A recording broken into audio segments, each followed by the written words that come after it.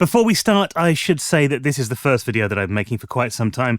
Unfortunately, I've had a massive work commitment and I've not had the chance to sit down and think about Doctor Who because of that. That said, I was on an episode of the new Nostalgia Tours podcast.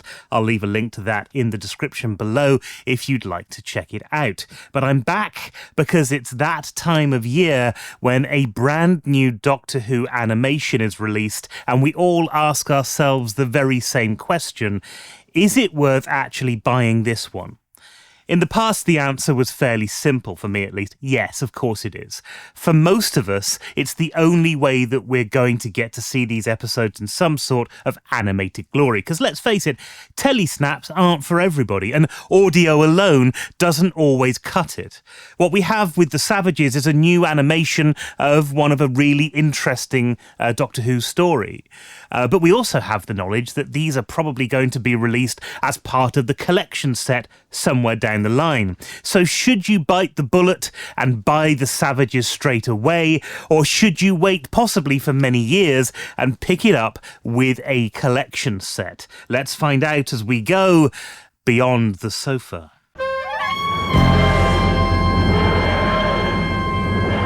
I was in a very weird position back in the 90s. I really liked audio drama, and I actually used to work for radio, so you'd expect that I'd have no problem with listening to the soundtrack of a television show. But unfortunately, I found these releases less than satisfactory.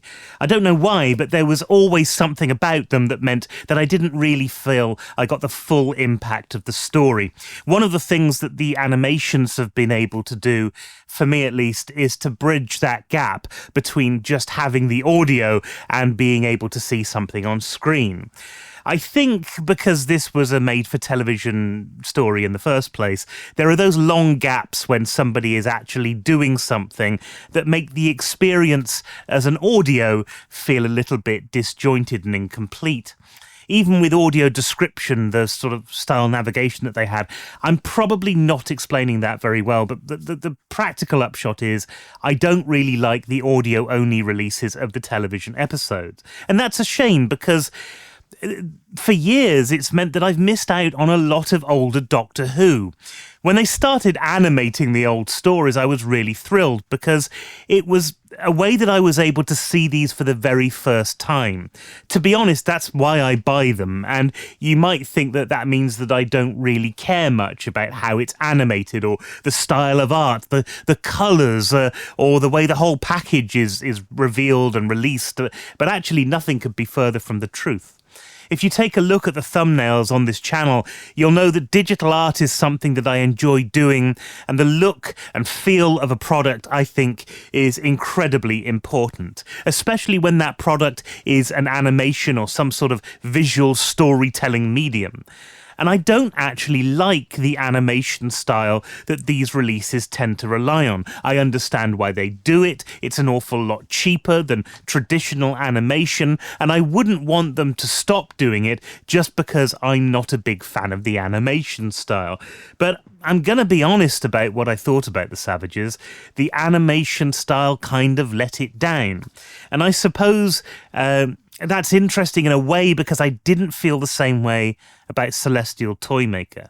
You know, everything we saw about the Toymaker before the release made me feel like I wouldn't like the animation. It reminded me of those old 90s 3D animated kids' TV shows, but as it turned out, the animation style fit really well with the story, and it was used as a storytelling hook, which worked a lot better than the previews that we'd seen beforehand. I actually feel that the Savages is kind of the other way around. In the preview, the animation looked really good, at least really good in terms of the way that these are animated in the first place. And as I sat down to watch it, the style of the animation and the style of the surroundings seemed to detract a bit from the story that I was watching. I get the separation between outside and inside. The inside shots are very light and bright and airy, with the exception of the corridor that Dodo finds her in at the end of episode 1. And then the outside shots are also kind of light and bright and airy, but they're slightly tinted orange. But we'll get to that. The Savages is actually a pretty significant story in terms of Doctor Who, and it's kind of nice to have it back in the archive. I won't spoil what actually happens in the episode, other than to say it's a morally complex story. There aren't any cartoonish villains or mindless monsters played by people in rubber suits. It's a very smart storytelling that sets upon one thing. It sets you up to think of one thing, and through the companions and the Doctor's meddling, it shows you how the opposite is actually true. It's also, I think, a really early example of the Doctor tackling presumably utopian society with more sinister undercurrents. And it's one which ends with the promise of a societal healing, something that will become very prevalent in Doctor Who in the future. From here on out, it's entirely possible that he will land on a planet, solve the major planetary problem, and then leave everybody in a much better position. Whereas previously, he would often leave them in a place of chaos, with those left behind having to pick up the pieces. That's not to say that he doesn't leave them behind in a better way, but this is a message of hope rather than leaving you with a message of, oh dear God, what are we going to do now? Surely they should have some security. Maybe they thought one guard was enough. As a story, I really enjoyed this. I'm not the biggest fan of Dodo, but actually I think she shines in this particular story. And there are some lovely moments for all of the TARDIS crew. A big part of the plot revolves around somebody absorbing part of the Doctor's life force. It's not played for comedic relief, which it could have been, but it does echo instances later in the series and in New Who that sort of cement how potent the Doctor is as a life force. And if this sounds like a clunky explanation, it's because I'm trying not to give the game away too much in case you haven't seen it and you're just wondering whether or not you should pick up the DVD. And indeed, in terms of story, I absolutely think that this is one that you should check out. It is a really great collection of episodes with some great acting in it, acting of its time, admittedly, but there's a lot of elements to this story that feel rather modern, actually, and kind of played out in the new series as well. And for someone like me who only experiences those old episodes through the animation, it's incredible having another one in the bag, so to speak. But I said we'd get back to the style of this animation release and how it detracts from the actual story. And to be honest, I find this a little bit unforgivable because it's one of those things that a good design team should have known right from the start. Those of you who might have watched Josh Schneer's video about the same release will know he pointed out a couple of instances where the style of the animation seemed to be at odds with the visuals that were on screen.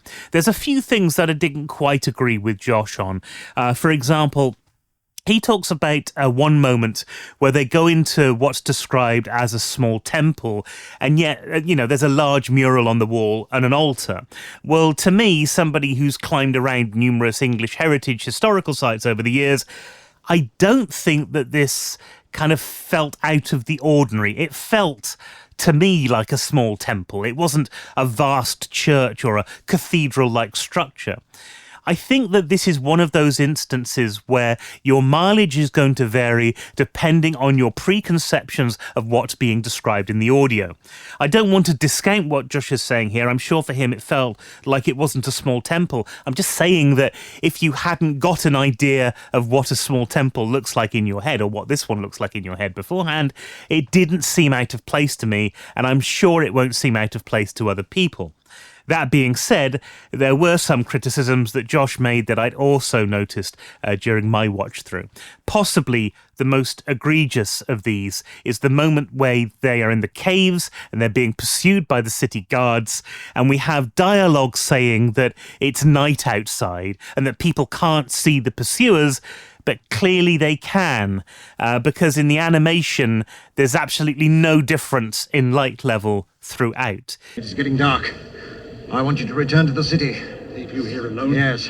It still looks like broad daylight outside, and to me, that seems like a really weird design choice. We have Dodo in the tunnel at the end of episode 1, and we get the idea that this is a lot darker, of something which is separated from the main light, bright and airy palisades of the city. But when we get outside, everything is orange. Everything looks like Australia. Now, as an initial design narrative, I think that's perfectly fine. But what we actually get is something that doesn't actually change its luminance. And that's a real problem. If you're going to have a dialogue which is saying, oh, look, it's getting dark outside, but you have a design choice that means that it never actually gets dark outside, then there's a massive disconnect between what somebody's watching and what somebody's hearing. It's the epitome of telling and not showing. And you might have heard this term, a lot of writers use this term, show, don't tell. And it's essentially saying, don't just write in the dialogue what's happening. Give people some sort of visual representation of what's happening, even in the written word, because people will connect to that on a more emotional level. So we're losing that emotional level. We're losing that connection with the story through the visuals. And that is possibly the most important thing that animation does. You're essentially taking 24 still images a second, and then you are manipulating them to make it feel as if there is movement and life on the screen. And I do wonder whether in this new computer animated process that's taking hold at the moment, everything seems to be using it, that actually we seem to be losing some of the magic of animation. It's not just on releases like this that I've noticed it. I've noticed it on other animations as well. Beyond those animations, things like Lower Decks, which are basically just vehicles for sitcom, it doesn't feel like we always get the artistry of an animation when this particular process is used. Maybe that's just not in the budget. Maybe I just have to accept that we're never going to get anything which goes beyond what we've seen in the Savages now. I can imagine that they'll try and up the production of the missing episodes so they can release the collection sets. And it seems like a good business thing to do, but I can also imagine that we'll lose maybe just a little bit of quality in those animations because of it. And I wonder if the Savages is the first time that we see this happening. You realise now, of course, you've got to learn to live together. Having said that, I don't want to just be completely down on this production, because actually there are some really good things about it as well. I think this is possibly the best that the animation, as in the movement of characters and the way those characters are realised, I think this is the best that that's looked in this series. And they've done an incredibly good job at animating characters and creating characters that look and feel similar enough to the originals. That sounds like a little bit of a contradiction in terms. I'm aware of that. But what I'm really saying is, whilst the overall animation style leaves a lot to be desired, the characters in this individual animation, they're very high quality, and they're a very high quality example of that type of animation. And for me, some of the problems were also alleviated by watching it in black and white. Although, again, your mileage is going to vary depending on what you want out of these animations. I do wonder, since we have a black and white version, whether they might have made a good move in adding some sort of filmic look to the animation as well, so that they're not just this clean animated look, because they're very clean, they're very crisp at the moment, but that maybe they could change something to evoke the atmosphere of the time a little bit more. I know they haven't done that with previous productions, but when you have some of the colour choices that you have in this, there's colour choices that lead to story issues, some sort of an effect like that, a bit of film grain, a bit of halation, a bit of bloom, might have just pulled things together a little bit. So that leaves us with the unenviable task of answering the question that I posed at the beginning of the video. Should you go out and buy the Savages? For my mind, yes, you probably should. If you've enjoyed the animations and you want to keep your collection together, well, you kind of have to.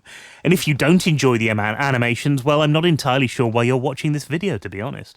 The fact is, this is going to be released as part of a collection set at some point down the line. We all know the score. The question is, do you want to wait that long in order to see this and possibly experience the Savages for the first time?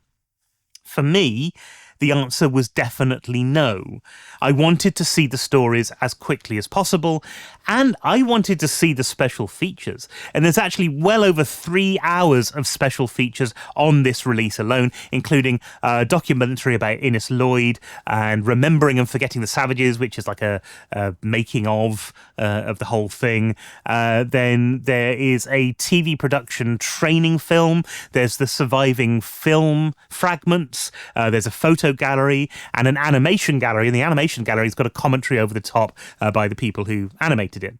And in terms of these Doctor Who releases, especially the releases of much older stories, this is actually a really good collection of special features. The Innes Lloyd documentary is a lovely tribute to his life and work. It doesn't just touch on his time in Doctor Who, but also working with luminaries like Alan Bennett, for example. An extraordinary life, an extraordinary career, and one that you probably haven't heard that much about until now. Remembering and Forgetting the Savages is as good as any making of documentary that you get on these releases. I've always liked them, and Toby Haydock here presents this, and he's as good as ever. He's, everything that you want from a presenter of a Doctor Who documentary. I think there's actually enough in these special features to justify purchasing the set alone. Of course, the major caveat, these will crop up in the collection sets when they're finally released. But the actual Savages episodes, for me, are as exciting as a new episode of New Who is to somebody who has been brought up on that era and never seen any of the classics before. There's some issues here that I do think should have been addressed in the production level. But by and large, I would rather have a copy of the Savages in my collection than have to wait for it to be released as part of a collection set. It might not be the best way to experience the story. Let's face it, the best way of experiencing the story would have been if the missing episodes would have been returned somehow, but I don't think that's ever going to happen. We can't assume that that will ever happen anyway. So this going forward is going to be the definitive way of experiencing the Savages. And because of that, I suppose you could say it's a little bit disappointing, but it's also much better than watching it with telesnaps or listening to it as purely audio. That's what I think. Anyway, let me know what you think in the comments below. That's it for this video. I hope you've enjoyed it. Next week, Doctor Who is returning, so I'm going to be back with weekly videos, which I'm quite looking forward to doing, but also a little bit trepidatious about the whole timing and everything. So I'm keeping my fingers crossed for that. Do come along and join me on our little foray into the world of Doctor Who as we go beyond the sofa.